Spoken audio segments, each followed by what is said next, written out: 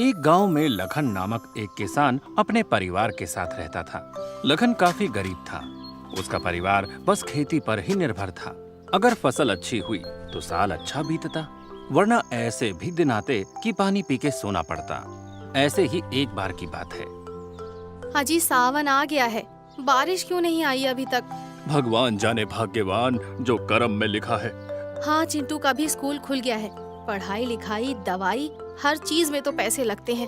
जो कर्म में लिखा है वही होना है। तुम चिंता ना करो, भगवान ने चाहा तो सब अच्छा होगा।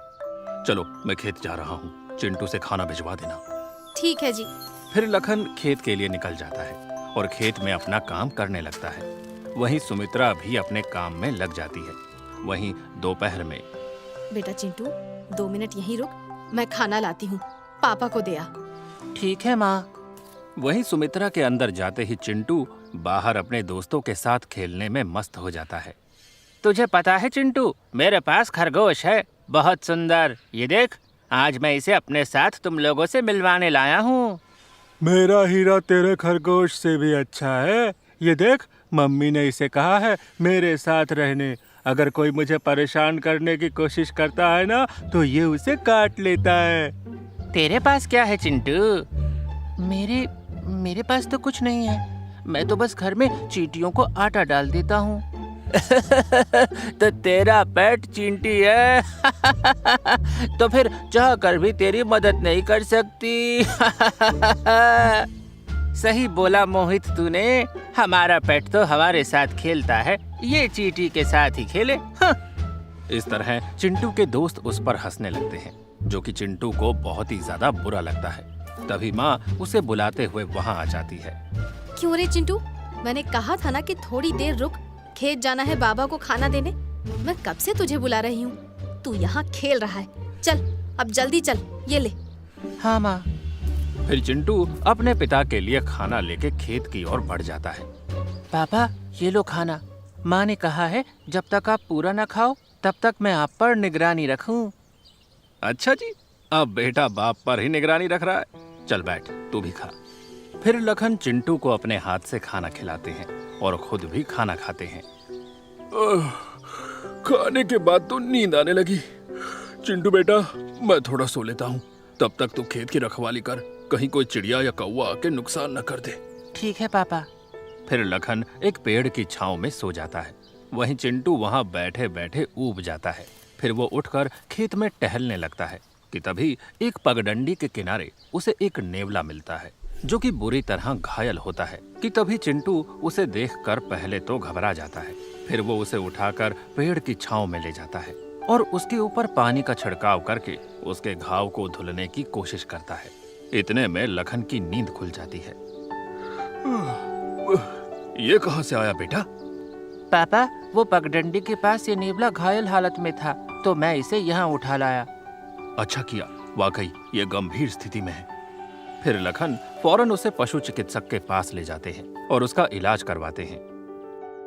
चिंता की कोई बात नहीं है, शायद किसी दमदार जानवर से लड़ते हुए इसे ये चोट लग गई। कुछ ही दिनों की देखरेख में ये ठीक हो जाएगा। धन्यवाद डॉक्टर साहब।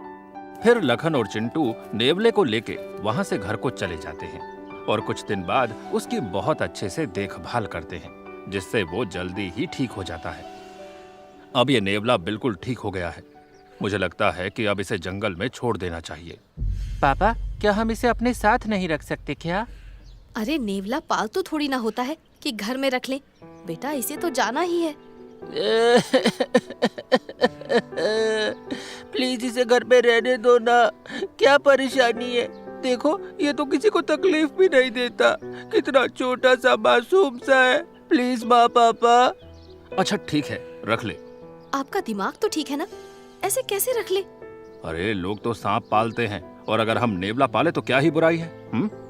जैसा आपको ठीक लगे। फिर सुमित्रा गुस्से में रसोई में चली जाती है। वहीं चिंटू नेवला पाकर खुश हो जाता है और उसके साथ खेलने लगता है। अब तो ये मेरा पेट हो गया, मैं अपने सारे दोस्तों को इसे दिखाऊंगा। फिर चिंटू अपना नेवला लेके अपने दोस्तों के पास चला जाता है। देखो दोस्तों, ये मेरा नेवला है, अब से ये मेरा पेट है। वही चिंटू का नेवला देखकर बाकी बच्चे उस पे हंसने लगते हैं। कि भला नेवला भी कोई पालने की चीज है, जिससे चिंटू उदास हो जाता है और जाके नदी किनारे बैठ जाता है। फिर नेवला उसके पास आके उसके साथ खेलने लगता है, जिससे वो बहुत ही ज्यादा खुश हो जाता है। वहीं लखन के पड़ोस में एक सपेरा रहता था, जिससे लखन की खूब जमती थी। दोनों शाम को अपने काम के बाद साथ बैठकर बात करते। ऐसे ही एक दिन शाम में लखन सपेरे के घर जाता है और दोनों बैठकर बातें कर रहे होते हैं। भाई, कितने सांप पाल रखे हैं, डर नहीं लगता? जब सपेरा सांप से ही डरेगा तो काम कैसे करेगा? सबकी रोजी रोटी कमाने का अपना तरीका है, और क्या। सही कहते हो भाई। हाँ, मेरा पिंटू बता रहा था कि तुमने भी कोई जानवर पाला है। राघव इतना कह ही रहा था कि तभी नेवला लखन का पीछा करते हुए राघव के घर पहुंच जाता है। वहीं राघव ने सांप का पिटारा खोल रखा था ताकि वो थोड़ा सहज महसूस कर सके कि तभी सांप और नेवले की नजर एक दूसरे पर पड़ जाती है और दोनों एक दूसरे से लड़ने लग जाते हैं। ये देख, ये नेवला कहाँ से आ गया? यहाँ तो आसपास में कभी कोई नेवला था ही नहीं। ये मेरा पालतू नेवला है भाई, माफ कर दे। ये मेरा पीछा करते हुए आ गया है शायद। दोनों की लड़ाई तो गंभीर होती जा रही है। जिसके बाद लखन अपने नेवले को रोकने की कोशिश करता है। वहीं राघव बीन बजाकर सांप को काबू में करता है। सुबबू, हम दोनों पड़ोसी दोस्त हैं और तुम ऐसे बर्ताव नहीं कर सकते। मैं कैसे बताऊं मालिक को कि ये सांप मेरा बहुत बड़ा दुश्मन है? तुमने कभी बताया नहीं कि तुमने नेवला पाला है।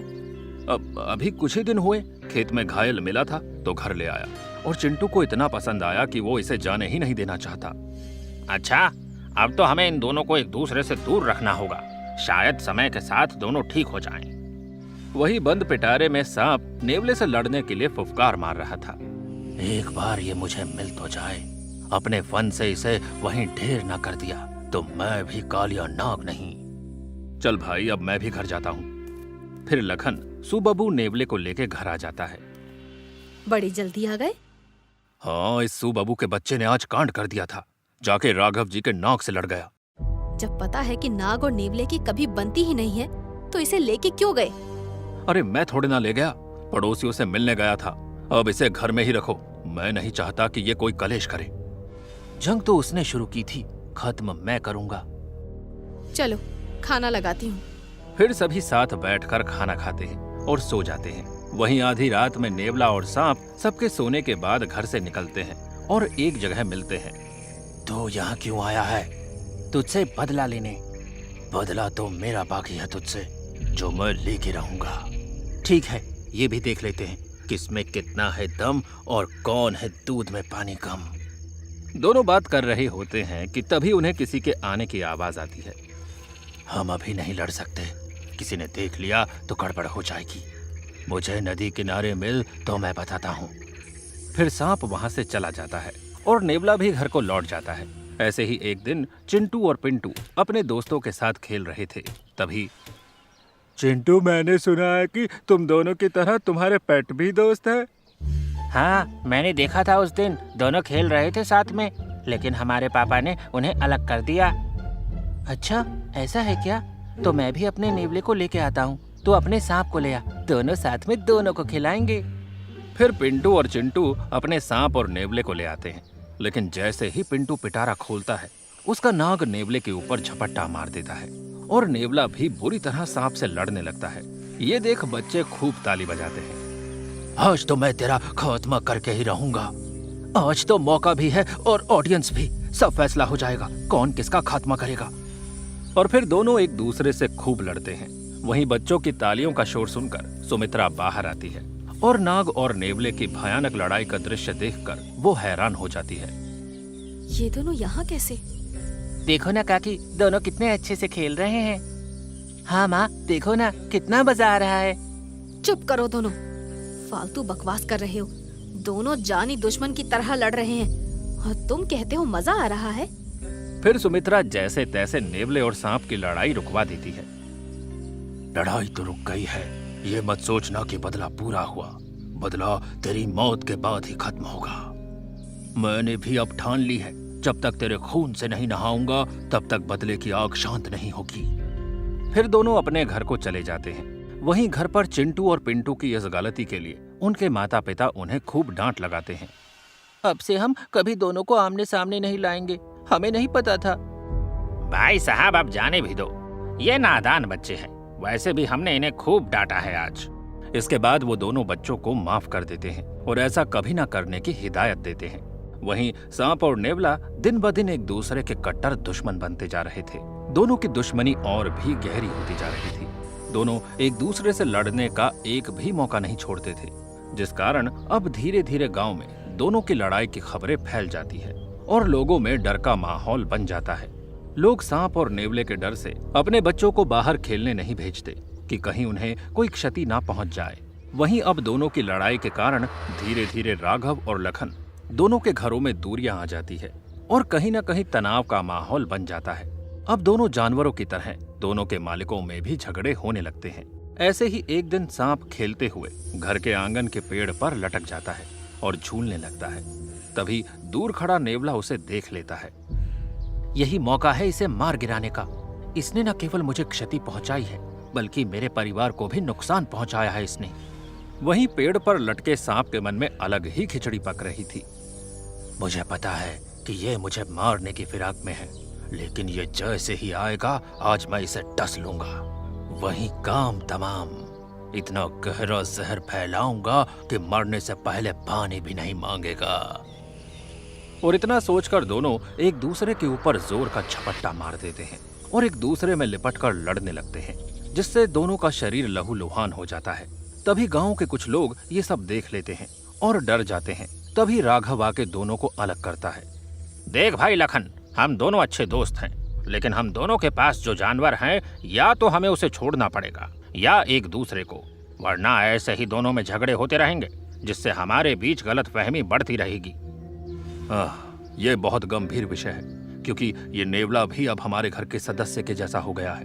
और रही बात तेरी तो रोजी रोटी ही इससे है। हम एक दूसरे से दूर हो जाएं, वही सही है। जिसके बाद दोनों दोस्त हमेशा के लिए बात न करने का निश्चय करते हैं और कभी एक दूसरे से कोई रिश्ता भी न रखने का निर्णय लेते हैं और अपने अपने घर को चले जाते हैं। अब राघव और लखन पहले की तरह खुश नहीं रहते थे। दोनों किसी गहरी चिंता में डूबे रहते थे। एक दूसरे को दूर से देखते, लेकिन कभी मिलने की कोशिश न करते।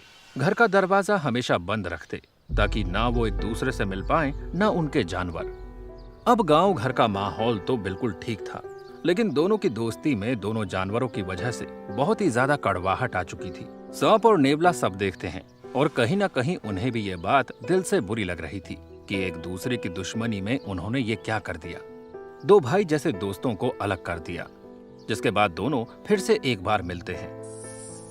देख नेवले, हम दोनों ने जो भी किया वो हमारी गलती है। मुझे माफ कर, जो मैंने तेरे परिवार के साथ बुरा किया। गलती मेरी भी है कि मुझे तुझसे बदला लेना था और मैंने तेरे भी परिवार को क्षति पहुंचाई, लेकिन अब मैं ये नहीं चाहता कि मुझे जो परिवार मिला है मैं ये भी खो दूं। सही कह रहा है तू। पहले ये कितने खुश रहते थे और आज दोनों घरों के लोगों के चेहरे पर बस उदासी है, जिसका कारण हमारी लड़ाई है। हम दोनों भी तो मिलकर रह सकते हैं ना, जैसे इंसान मिलकर रहते हैं। क्या हम पुरानी सारी बातें, पुरानी दुश्मनी यहीं खत्म नहीं कर सकते क्या? तू सही कह रहा है। जिसके बाद दोनों गले लग जाते हैं और अपनी दुश्मनी को हमेशा के लिए भूलकर दोस्त बन जाते हैं। जिसके बाद दोनों परिवार और सांप और नेवला खुशी से मिलजुल कर पहले की तरह रहने लगते हैं।